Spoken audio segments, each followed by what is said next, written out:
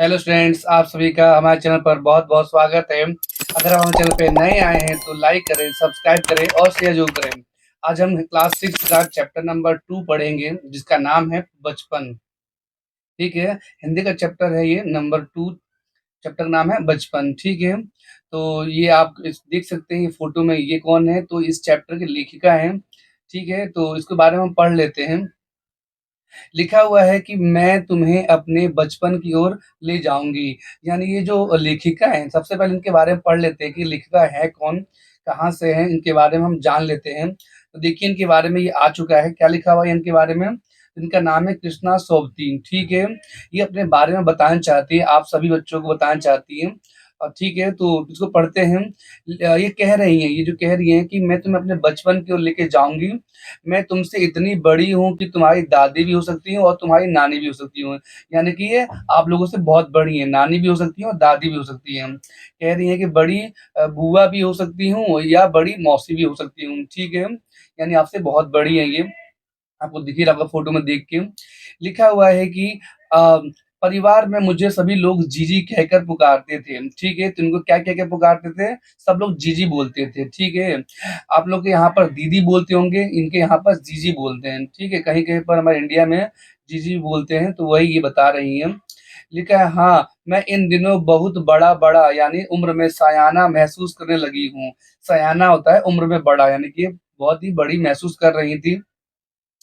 शायद इसलिए कि पिछली शताब्दी में पैदा हुई थी। देखो शताब्दी का मतलब क्या होता है मैं बता देता हूँ। जैसे आपका जन्म जो है वो 2000 के बाद हुआ है। ठीक है, 2000 के बाद ही हुआ होगा, या 2010 में, 2010 में, या 2012 में, या 2016 में, है ना, या 14 में, कभी भी कोई जन्म हुआ हो तो वो इस शताब्दी में हुआ होगा। ठीक है, पर इनका जो जन्म है वो 1900 कब, 1900 से लेकर 1999 के बीच में कभी न कभी हो गया होगा। आया समझ में? तो ये जो 1900 से लेकर कहाँ से कहाँ तक है, 1999 का तो सफर है, इसे कहते हैं पिछला शताब्दी। और ये कौन सा शताब्दी चल रहा है अभी? तो ये दूसरी शताब्दी चल रही है। ठीक है, दोनों का शताब्दी अलग है। तो वह यहाँ बताना चाहती है कि पिछली शताब्दी में पैदा हुई थी, मेरे पहनने ओढ़ने में भी काफी बदलाव आए हैं। यानी ये बताना चाहती है कि पहले लोग कुछ और कपड़े पहनते थे, आज के लोग कुछ और कपड़े पहनते हैं। अभी मैं आपको फोटो में दिखाऊंगा कि किस तरह से अभी कपड़े पहनते हैं और किस तरह से पहले पहनते थे। ठीक है, लिखा है कि पहले मैं रंग बिरंगे कपड़े पहनती थी, नीला, जामुनी, ग्रे, काला, चॉकलेटी। ठीक है, ये सब रंगों कलर पहनती थी ये।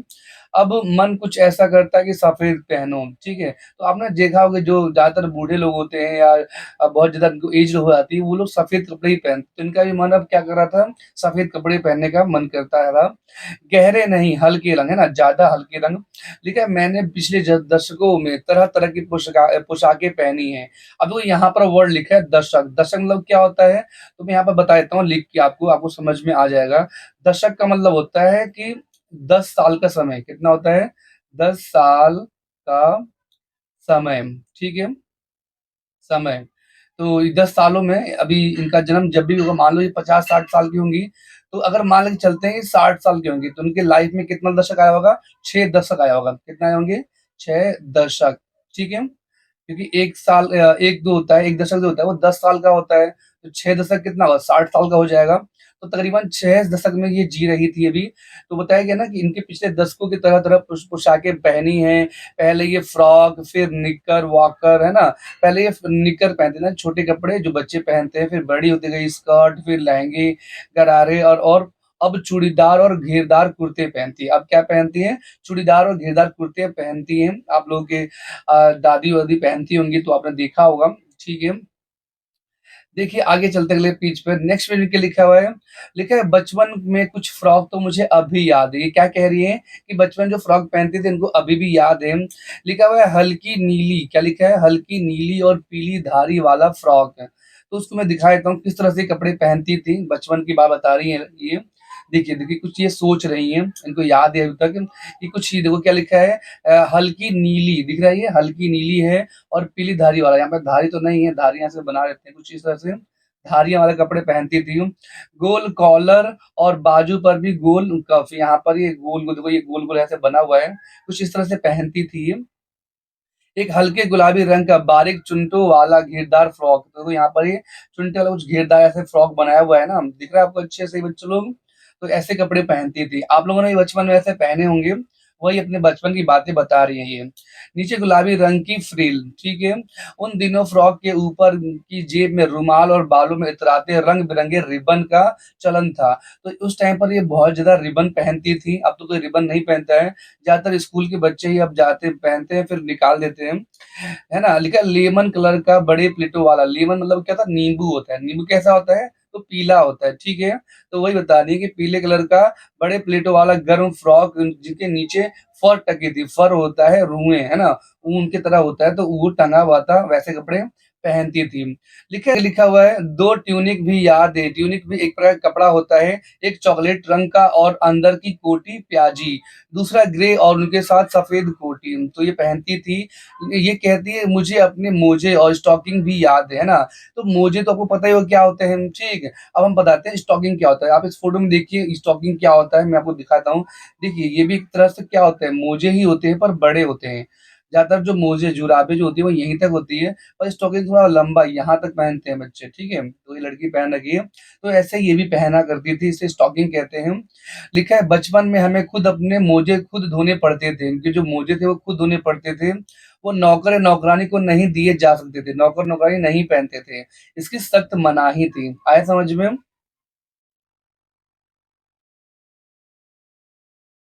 इसकी सख्त मनाही थी, ये लोग ही खुद ही धोते थे। नेक्स्ट पे आते हैं, लिखा हुआ है हम बच्चे इतवार की सुबह इसी में लगाते, यानी सुबह इतवार में क्या करते थे, इतवार मतलब होता है रविवार यानी संडे। तो संडे दिन ये क्या करती थी, ये इसी में लगाती थी, अपने कपड़े धोती थी, या जो भी कपड़े तो धुलवाती थी, अपने जुराबे धोती थी, और उसके अलावा ये अपने जूते पॉलिश किया करती थी, ठीक है। मैं आपको दिखा देता हूँ कि कैसे ये धोती थी। देखिए ये अपने ये जुराबे धो रही है ना, बचपन की इनकी फोटो है ये। नेक्स्ट आपको दिखाता हूँ, देखो ये कुछ अपने जूते भी साफ कर रही हैं। उसको पढ़ लेते हैं। अपने जूते पॉलिश करके चमकाते, जब जूते कपड़े या ब्रश से रगड़ते तो पॉलिश की चमक उभरने लगती है ना, ठीक है। तो ये उभरती थी, बहुत ज्यादा चमकता था इनके जूते। लेकिन सरवर मुझे आज भी, सरवर मतलब बताया गया कि मुझे आज भी बूट पॉलिश करना अच्छा लगता है। बूट मतलब होता है जूते, जूते को पॉलिश करने को बहुत अच्छा लगता है। हालांकि अब नई नई किस्म के जूते शू आ चुके हैं, ठीक है। कहना होगा कि ये पहले कहीं ज़्यादा आरामदायक हैं, यानी जो जूते पहनते थे बहुत ज़्यादा कंफर्टेबल हुआ करते थे, आरामदायक उनको मिलता था। हमें जब नए जूते मिलते, उसके साथ ही छालों का इलाज शुरू हो जाता। तो जब नए जूते आते हैं ना तो थोड़ा चुभता है, लेकिन कुछ महीनों बाद जब वो थोड़ा-सा घिस जाता है, तो कंफर्टेबल आराम पहुँच जाता है ये, ठीक है। वही बता रही है लेखिका, जब कभी लंबी सैर पर निकलते, अपने पास रुई ज़रूर रखते। जूता लगा तो कोई रुई मोजे के अंदर, ठीक है। ये कहीं जाते थे तो उनके पैर में कोई चुभन वगैरह होती थी तो ये उसमें रुई लगा लेती थी। हाँ, तुम्हारे बचपन में तो बहुत फ़र्क आ चुका है। तो ये आज की बात बता रही है कि आज के टाइम पे ऐसा कुछ करते तो लोग हैं नहीं। इनका नए-नए अब जूते आ रहे हैं। ये बताती हैं आगे, हर शनिचर को, शनिचर मतलब होता है शनिवार को, हमें ऑलिव ऑयल या कैस्टर ऑयल पीना पड़ता था, ठीक है। आपने ये देखा होगा अपने लाइफ में कभी न कभी, देखिए इसे कहते हैं ऑलिव ऑयल, ठीक है। इनको ये पीना पड़ता था। यह एक मुश्किल काम था, ये बहुत बड़ा मुश्किल काम था। शनिचर को सुबह से ही नाक में इसकी गंध आने लगती, शनिवार को उनको उनके नाक में बदबू आती थी इनको। लिखा है छोटे शीशे के गिलास जिन पर ठीक खुराक के निशान पड़े रहते, उन्हें देखते ही मितली होने लगती। मितली मतलब होता है उल्टी, ठीक है। इनको उल्टी जैसा मन होने लगता था, जैसे ही वो देखती थी या उनके स्वाद उनको दिखता था, उनको खुशबू पड़ती थी, ठीक है। मैं आपको दिखा देता हूँ अगले पेज पर कि किससे नापती थी। तो वो लिखा भी है कि छोटे शीशे गिलास जिन पर ठीक खुराक के निशान पड़े रहते, उन्हें देखते ही मितली होने लगती है। अच्छा ये दोबारा आ गया है। देखो कुछ इस तरह से, ये तो हमारी कृष्णा सोबती जी हैं। अब देखो आपको दिखा देता हूँ। ये देखो यहाँ पर कुछ ऐसा निशान बना होता था, ठीक है। ये दिख रहा है आपको ये? तो इसमें निशान मतलब इतना इनको पीना पड़ेगा, और जब ये पीने जाती तो इनको उल्टी सी लगती थी।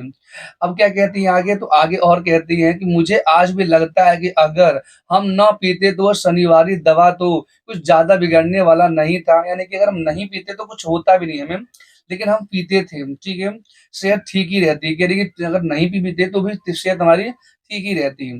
ये बताती है, तुम्हें बताऊँगी कि हमारे समय और तुम्हारे समय में कितनी दूरी हो चुकी है। सही बात है, जैसा कि आपने खुद देखा कि इनका जन्म कब हुआ था, 1900 से 1900 के बीच में कभी-कभी, है ना? इस 99 के बीच में हुआ होगा, और तुम लोग का जन्म जो है वो 2010 के बाद हुआ होगा, ठीक है? ये समझ में आ रहा है? तो आपका जन्म इसके बाद ही हुआ होगा, तो वही यहाँ बता रही है कि कितना समय बदल गया है, ठीक है? आप खुद देखिए समय कितना बदल गया है।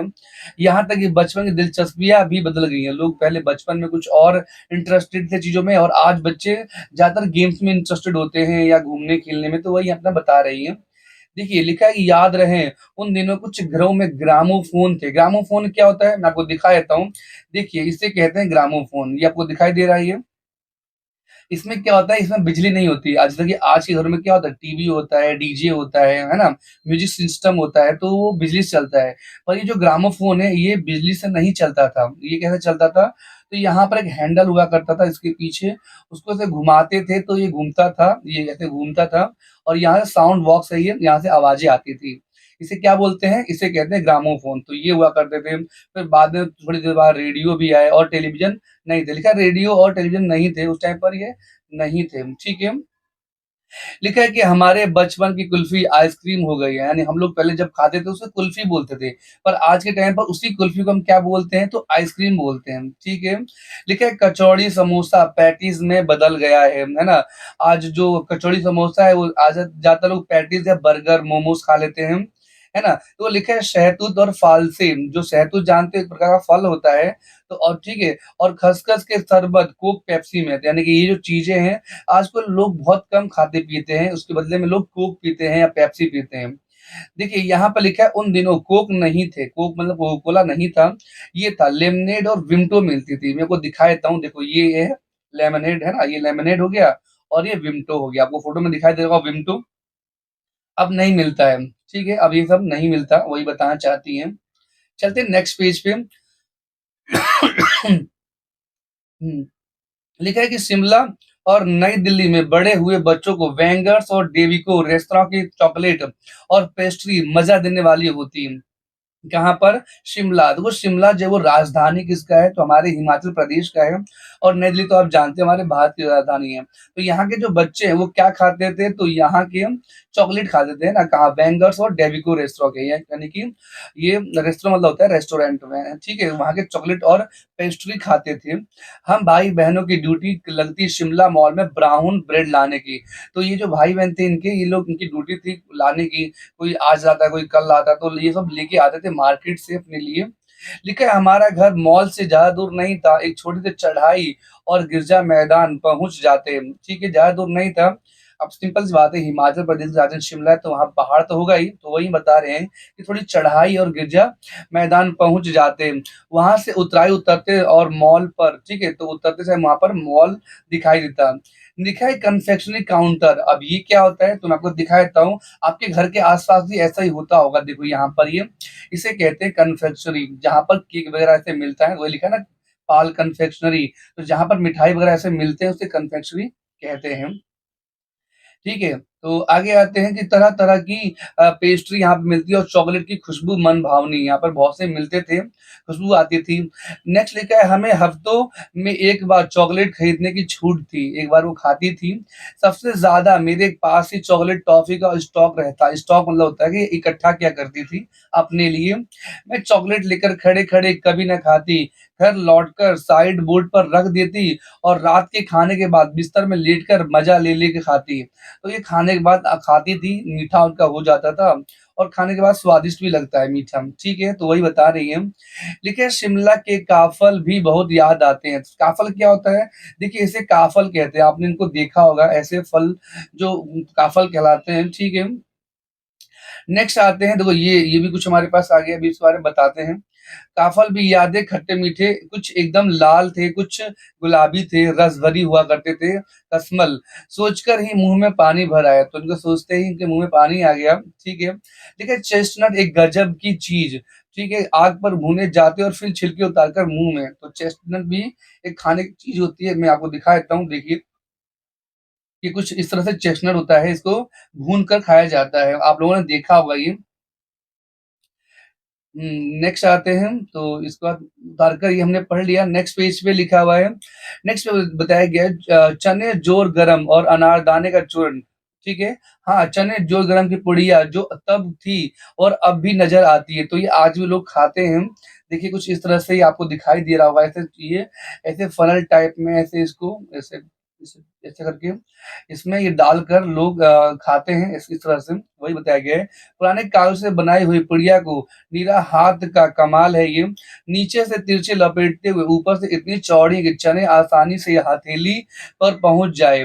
एक वक्त था, ठीक है, देखो यहाँ पर इसमें ये ऐसे देखो आंटी है ना, ये बनाएंगे कुछ इस तरह से इसको मिला उला कर, वही है। एक वक्त था जब फिल्म का गाना चना जोर गरम बाबू में लाया मजेदार चना जोर गरम, तो ये गाना भी बना था एक बार। ठीक है, उन दिनों स्कूल के हर बच्चे को आता था, तो जब ये गाना बजा था तो सारे बच्चे को ये गाना आता था।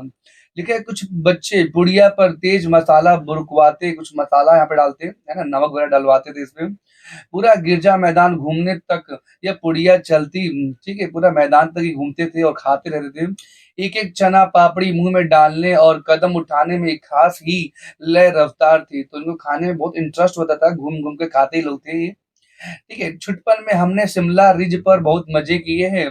शिमला रिज मतलब होता है जब शिमला में ये घूमते थे तो इन्होंने बहुत मजे लिए थे वहां पर। लिखा है घोड़ों की सवारी की है ना, घोड़ों की इन्होंने सवारी की थी, मैं आपको दिखा देता हूँ। देखिए इस तरह से इन्होंने घोड़े की सवारी किया था। देखिए ये हिमाचल का ही सीन है, ये इस तरह से चढ़ाई होती है। लिखा है शिमला के हर बच्चे को कभी न कभी ये मौका मिल ही जाता था। ठीक है, तो हर एक बच्चे को ये मौका मिलता था यहाँ पर घूमने के लिए। आपको ये समझ में आ रहा होगा, बाकी आपको समझ में आ रहा है तो आप चैनल को सब्सक्राइब करें, लाइक जरूर करें। ठीक है, लिखा हुआ है कि शिमला के हर बच्चे को कभी न कभी यह मौका मिल ही जाता था। हम जाने क्यों घोड़ों की कुछ कमतर करके समझते थे, यानी कि हम सोचते थे कि घोड़े हमें नहीं उठा पाएंगे या नहीं लेके जा पाएंगे, उन पर हंसते थे। ननिहाल के घोड़े खूब हृष्ट पुष्ट और खूबसूरत, उनकी बात फिर कभी। तो ये बता रही है कि जो वहां के घोड़े थे वो बहुत ज्यादा हृष्ट पुष्ट थे, मतलब कि कमजोर नहीं थे, बहुत ज्यादा मजबूत थे। बाकी ये बातें कभी और बताएंगी। देखिए शाम को रंग बिरंगे गुब्बारे, शाम को गुब्बारे से खेलती थी। सामने जाखू का पहाड़, पहाड़ का नाम क्या है, तो जाखू है, तो वही बता रही है। ऊंचा चर्च था वहां पर, चर्च की घंटियां बजती तो दूर दूर तक उनकी गूंज फैल जाती। ठीक है, लगता इनके संगीत से प्रभु यीशु स्वयं कुछ कह रहे हों, तो इतना अच्छा लगता है घंटियों की आवाज सुनकर कि वो लगता है, ऐसा लगता है कि प्रभु यीशु जो है वो अपने आप कुछ उनको बताने की कोशिश कर रहे हैं। ठीक है, नेक्स्ट पेज पे क्या लिखा हुआ है, अगले पे लिखा हुआ है, सामने आकाश पर सूर्यास्त हो रहा है। सूर्यास्त मतलब होता है डूबना, है ना, सूरज का डूबना। देखिए कुछ इस तरह से सूर्य डूब रहा है और लिखे यहाँ पे बैठी हुई है अपने बचपन के दिनों में। लिखा है गुलाबी सुनहरी धारियां नीले आसमान पर फैल रही हैं, दूर दूर फैले पहाड़ों के मुखड़े गहराने लगे और देखते देखते बत्तियां टिमटिमाने लगी, है ना। यहाँ पर धीरे करके अब यहाँ पर लाइट वगैरह जल रही है लोगों की, जो भी थी। रिज पर भी रौनक और मॉल की दुकानों पर भी चमक में भी क्या कहने। स्कैंडल पॉइंट की भीड़ से उभरता हुआ कोलाहल, तो स्कैंडल पॉइंट क्या था, तो वहां पर घूमने का एक जगह था, वहां पर बहुत ज्यादा रात टाइम भीड़ हुआ करती थी, तो उसे बोला गया है कोलाहल। सर्वर, सर्वर मतलब फिर भी। स्कैंडल पॉइंट के ठीक सामने उन दिनों एक दुकान हुआ करती थी, वहां पर एक दुकान हुआ करती थी जिसके शोरूम में शिमला कालका ट्रेन का मॉडल बना हुआ था। मॉडल मतलब होता है छोटा सा ट्रेन के जैसे, आप इस फोटो में देख सकते हैं। ठीक है, ये मॉडल ही बनाया गया है। इसकी पटरियां, उस पर खड़ी छोटे छोटे डिब्बों वाली ट्रेन। देखिए हम लोग भी इसमें घूमने गए थे, आप लोग मेरे फोटो को देख सकते हैं, ये भी एक प्रकार का क्या है, तो ट्रेन का मॉडल ही है। ठीक है, एक लाल और टीन छत वाला स्टेशन और सामने सिग्नल देता खंबा, थोड़ी थोड़ी दूर तक बनी सुरंगें, तो वहां पर सुरंगें भी बनी थी। ठीक है, ताकि बच्चों से सवारी करते थे। ठीक है, पिछली सदी में तेज रफ्तार वाली गाड़ी वही थी पूरा गाड़ी। आज तो बहुत तेज तेज वाली गाड़ियां कार वगैरह आ गई हैं। ठीक है, कभी कभी हवाई जहाज भी देखने को मिलते थे इनको। ठीक है, पहाड़ी एरिया है तो कम मिलते थे लेकिन दिखते थे। दिल्ली में जब भी उनकी आवाज आती, बच्चे उन्हें देखने बाहर दौड़ते। जब भी वो दिल्ली लिए दिखता एक भारी भरकम पक्षी उड़ता जा रहा है, पंख फैलाकर, ठीक है? तो वही यहाँ बता रही हैं कि जब आती थी, चाहे हवाई जहाज आता था, तो हवाई जहाज को देखते लोग क्या थे, घर के बाहर आ जाते थे और उनको देखते थे, ठीक है? ऐसा लगता था कोई भारी भरकम पक्षी उड़ रहा है, पंख फैलाकर। यह देखो, यह गायब, वह गायब। देखते-देखते क्या है, वो पक्षी गायब हो जाता था। पक्षी मतलब हवाई जहाज गायब हो जाता था। उसकी स्पीड ही इतनी तेज लगती। हाँ, गाड़ी के मॉडल वाली दुकान के साथ एक और ऐसी दुकान थी जो मुझे कभी नहीं भूलती। तो वहाँ पर बगल में एक और दुकान था। यह दुकान थी मेरा पहला चश्मा बना था। वहाँ आँखों के डॉक्टर अंग्रेज़ थे। तो ये जो डॉक्टर जो थे वो अंग्रेज़ थे। आपने पढ़ा ही होगा हमारे देश में अंग्रेज़ थे, आए थे। तो ये अंग्रेज़ वहीं पर रह रहे थे। देश की आज़ादी के बाद भी ये अंग्रेज़ एक तो अंग्रेज़ रह गए थे, तो वही डॉक्टर बन गए थे। ठीक है, देखो लिखा है, शुरू-शुरू में चश्मा लगाना बड़ा अटपटा लगा, सही बात है, सबको अटपटा ही लगता है। लिखा है, छोटे-बड़े मेरे चेहरे की ओर देखते और कहते, आँखों में कुछ तकलीफ है? इनसे पूछते कि आँखों में कुछ तकलीफ है क्या? तो इनको थोड़ा-सा शर्माहट सी होती। इस उम्र में ऐनक, लोग बोलते हैं इस उम्र में ऐनक यानी कि चश्मा पहन रही हैं आप, दूध पिया करो इनसे ताकि आँखें मजबूत हो जाएँ। मैं डॉक्टर साहिब का कहा दोहरा देती, कुछ देर पहनोगी तो ऐनक उतर जाओगी। है ना? कुछ देर पहनोगी तो ऐनक उतर जाएगी। तो ये कहती है कि अगर मैं कुछ देर पहनूँगी तो अपने आप मेरे को उतार दूँगी, ठीक है? ये बताती थी अपने बारे में। वैसे डॉक्टर साहब ने पूरा आश्वासन दिया था, लेकिन चश्मा तो अब तक नहीं उतरा। यानी डॉक्टर ने सिर्फ़ मुझको बोला ही था कि कुछ दिनों पहनते रहो, अपने आप उतर जाएगा, तुम्हें सब कुछ नॉर्मल हो जाएगा। लेकिन नहीं, इनका चश्मा नहीं उतरा। नंबर बस कम होता रहा, नंबर कम होता रहा, यानी कि इनको आँखें खराब और होती गई। मैं अपने आप को इसकी ज़िम्मेदार मानती हूँ, ये अपने आप को ज़िम्मेदार मानती हैं, ठीक है? जब आप दिन की रोशनी को छोड़कर रात के टेबल लैंप के सामने काम करेंगी, तो इसके अलावा और क्या होगा? यानी कि दिन के टाइम पर मौज-मस्ती किया करती थी और रात के टाइम पर पढ़ाई किया करती थी, ठीक है? तो वही बता रहे हैं कि जब ऐसा हो तो क्या होगा? जब पहली बार मैंने चश्मा लगाया तो मेरे चचेरे भाई ने मुझे छेड़ा, है ना? है ना? उन्होंने बातों से ऐसे बोला, "देखो, देखो कैसे लग रही है।" ठीक है? हमारे यहाँ पर तो क्या बोलते हैं, चश्मिश बोलते हैं। वैसे ही इनके भाई ने भी इनको ऐसे ही बोल के छेड़ा। क्या कहा उन्होंने? तो कहा उन्होंने कहा, "आँख पर चश्मा लगाया ताकि सूझे दूर की। यह नहीं लड़की को मालूम सूरत बनी लंगूर की।" तो ये बता रहे हैं वो। मैं खीजी, खीजी मतलब होता है गुस्सा हुई कि मुझ पर यह क्यों दोहराया जा रहा है। पर शेर बुरा ना लगा, उनको ये शेर बुरा ना लगा, ठीक है। जब वो चाय पीकर चले गए तो मैं अपने कमरे में जाकर आईने के सामने खड़ी हो गई। कई बार अपने को देखा, ऐनक उतारी, फिर पहनी, फिर उतारी, देखती रही। तो ये देखती रही थी और सोचती रहती, सूरत बनी लंगूर की, नहीं, नहीं, नहीं, हाँ, हाँ, हाँ। तो ये अपने बारे में बस ऐसे सोच रही थी, कि इनके भाई ने किस तरह से इनको छेड़ा था। देखिए, मैंने अपने छोटे भाई का टोपा उठाकर सिर पे रखा, कुछ अजीब लगा, अच्छा भी लगा और मज़ाकिया भी लगा। तब की बात थी, अब तो चेहरे के साथ घुल-मिल गया है चश्मा। यानी कुछ समय बाद इनका चेहरा तो उनके उनके फेस पर मैच करने लगा। जब कभी उतरा हुआ तो होता है तो चेहरा खाली-खाली लगने लगता है। यानी कि अब चश्मे की आदत पड़ गई थी। अब लोग भी देखते थे बिना चश्मे के तो वो भी सोचते थे कि कौन है? पहचान भी नहीं पाते थे। ठीक है? चश्मे में लोग पहचान लेते थे। ठीक है? तो वही चेहरा खाली-खाली लगता था लोगों को लगता था। याद आ गया है वह टोपा, काली फ्रेम का चश्मा और लंगूर की सूरत, वो सब सोचती थी। हाँ, इन दिनों शिमला में मैं सिर पर टोपी लगाना पसंद करती हूँ। मैंने कई रंगों को जमा कर ली है। ठीक है, इन्होंने काफ़ी रंगों को जमा कर लिया है टोपी पहनने के लिए। टोपी काफ़ी कलर की इन्होंने खरीद लिया था। कहाँ दुपट्टों का ओढ़ना, ठीक है, और कहाँ सहज-सहज सुभीते वाली हिमाचली टोपियाँ। तो ये टोपियाँ इकट्ठा करके पहना करती, साथ में चश्मा भी लगाती थी, ठीक है? तो आशा करते हैं आपको ये समझ में आया होगा, ठीक है? इनके राइटर कौन है? कृष्णा सोपती जी हैं, जो हमने आपको एकदम स्टार्टिंग में दिखाया था। इनके बारे में आप वहाँ पर लिख सकते हैं अपनी कॉपी में, ठीक है? बाकी किसी प्रकार का डाउट है तो आप हमसे कमेंट सेक्शन में पूछ सकते हैं। अभी के लिए इतना ही, ओके धन्यवाद। ताकि वीडियो को शेयर ज़रूर करें, ठीक है?